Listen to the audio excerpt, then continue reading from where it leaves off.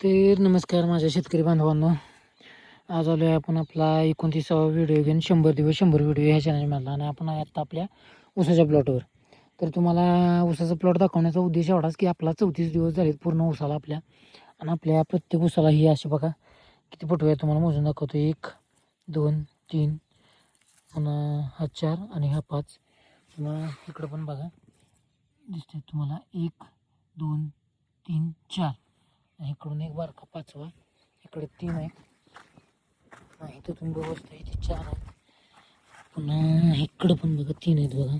3 तिकडं 3 4 आहेत. इथे 1 2 3.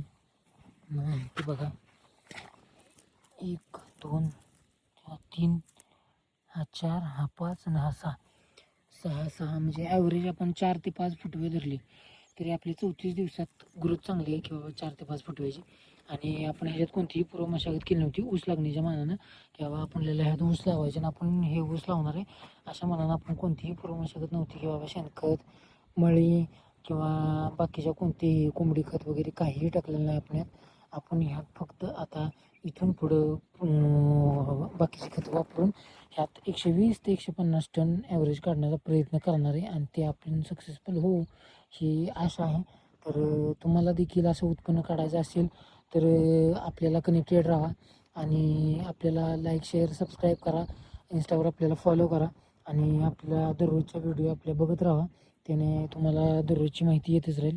प्रत्येक ऊसाला आपल्याला कमीत कमी 3 फुटवे आहेत आणि जास्तीत जास्त 6 ते 7 फुटवे आहेत असं आपलं ॲव्हरेज आहे. मग तसं आपण त्याचं ॲव्हरेज धरता 4 ते 5 फुटव्याचं ॲव्हरेज धरले आपण सगळ्या क्षेत्रात. आपले 1 एकर आहे आणि आपण 1 एकरात एवढं उत्पन्न काढायचं आपण टार्गेट ठेवले.